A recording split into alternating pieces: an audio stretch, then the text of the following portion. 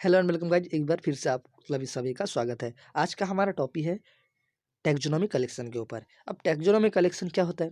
ऐसे स्पेसिमेन जिसका हम लोग कॉलेज में अध्ययन करते हैं या जिसके ऊपर प्रैक्टिकल करते हैं, उस स्पेसिमेन का कलेक्ट करके रखना, उसको स्टोर करके रखना। किस लिए? क्योंकि मानव जाति जैसे ही विकास पर आगे बढ़ रही है, वो धीरे धीरे अपने से छोटे जीवों को कुचलती जा रही है। वो छोटे जीवों धीरे धीरे नाश होता जा रहा है। तो उन छोटे जीवों का इतिहास बनाए रखने के लिए, उसके बारे में जानकारी प्राप्त करके रखने के लिए उस स्पेन जो स्पेसिमेन है उसको कलेक्ट करके रखा जाता है। तो ये हो जाता है टैक्सोनॉमी कलेक्शन। तो आज के इस टॉपिक में हम लोग टैक्सोनॉमी कलेक्शन के बारे में पढ़ेंगे। फिर इसका जो वैल्यू ऑफ पर्पस क्या है, साइंटिफिक कलेक्शन किस लिए किया जाता है, कहाँ कहाँ से इसके सोर्सेस हैं, और फिर हम इसका आइडेंटिफिकेशन कैसे करते हैं, इसके ऊपर पढ़ेंगे। तो देखते हैं, चलिए आगे। तो सबसे पहले इंट्रोडक्शन आप देंगे तो लिखिए कि सभी जो टैक्सोनॉमिक स्टडीज टैक्सोनॉमी कलेक्शन के ऊपर बेस्ड रहता है, ठीक है, डिपेंड करता है। इसके अंतर्गत उसके अंतर्गत जो है proper collection, preservation, store storage, identification और ऑर्गेनिज्म का क्लासिफिकेशन सम्मिलित होता है, ठीक है।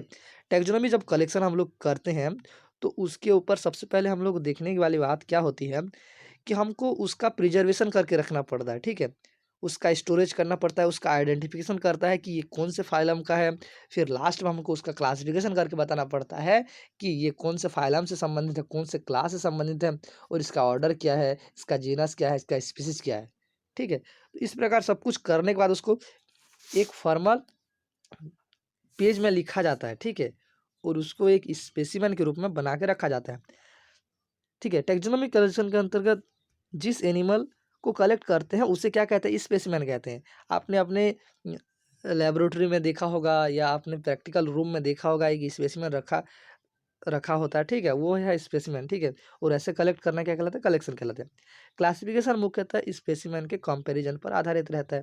इस कंपैरिजन के बेस्ड पर स्पीसीज के कैरेक्टर को डिटरमाइन करते हैं, ठीक है। अब उस बेस पर उसके स्पेसिफिक जो कैरेक्टर होते हैं उसको देखा जाता है। इस प्रैक्टिकल और प्रोसीजरल टैक्सोनॉमी कहते हैं, ठीक है। इसे क्या कहते हैं?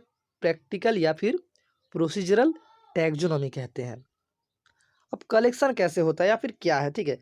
एक टैक्सोनॉमी के लिए स्पेसिमेन का कलेक्शन बहुत ही इंपॉर्टेंट एंड डिफिकल्ट टास्क है। यह कलेक्शन किसी इंस्टीट्यूट और इंडिविजुअल द्वारा प्राप्त किया जा सकता है या टैक्सोनॉमिस्ट के द्वारा स्वयं कलेक्ट किया जा सकता है।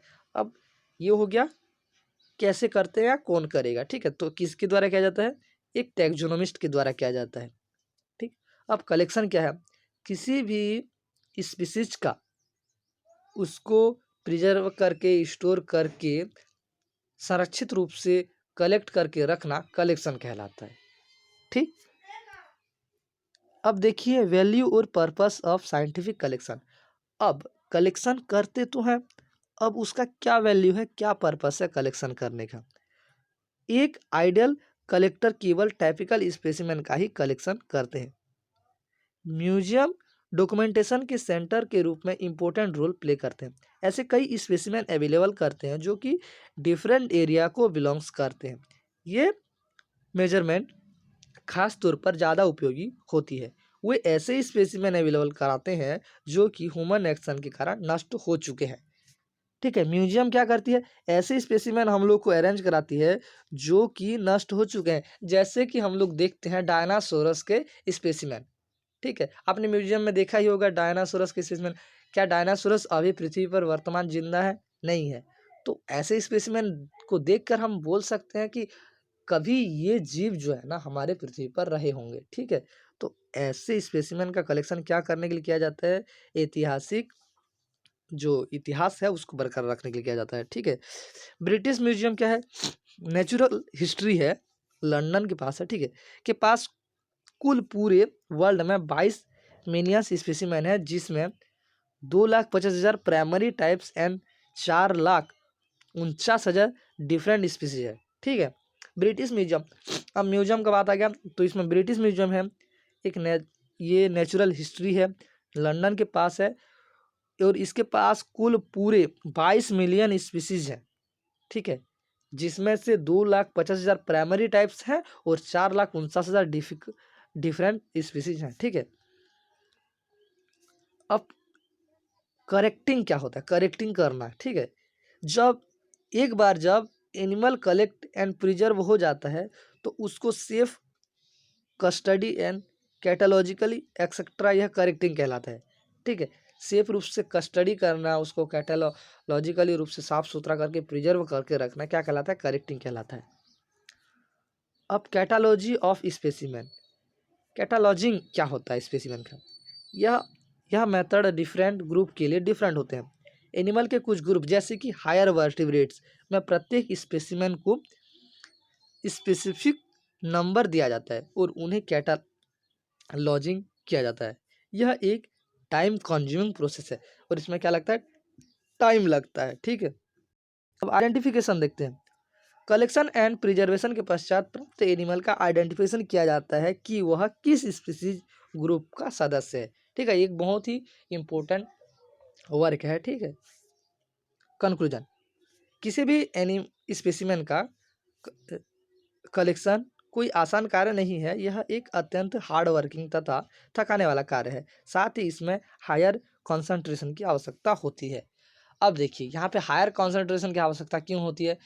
क्योंकि देखिए, अगर हमने किसी दूसरे स्पीसीज को का स्पेसिमेन है, अगर हमारे पास किसी दूसरे स्पीसीज का स्पेसिमेन है और हमने किसी दूसरे स्पीसीज का नाम लिख दिया है तो उससे क्या हो सकती है? पूरा प्रैक्टिकल ख़राब हो सकता है। तो इसीलिए हमें इसमें बहुत ज़्यादा सावधानी की आवश्यकता पड़ती है और बहुत ज़्यादा सतर्क होने की आवश्यकता पड़ती है। तो आपको बस इतना ही लिखना है कि कैसे कलेक्शन करना है, और ब्रिटिश म्यूजियम जो है वो कलेक्शन की एक माध्यम है, और इसका क्या बोलते हैं, आइडेंटिफिकेशन करना भी बहुत ज़रूरी है। तो इस प्रकार इस टॉपिक के ऊपर आप इतना ही लिखेंगे तो बहुत बेहतर होगा। ठीक है, रेफरेंस में लिखिए VK Kapoor, RC Dalla, animal taxonomy and museology, RC Dalela. ठीक है, तो वीडियो अगर पसंद आया तो वीडियो को एक लाइक करें और हमारे टेलीग्राम चैनल में ज़रूर जुड़ जाइए यार आप लोग।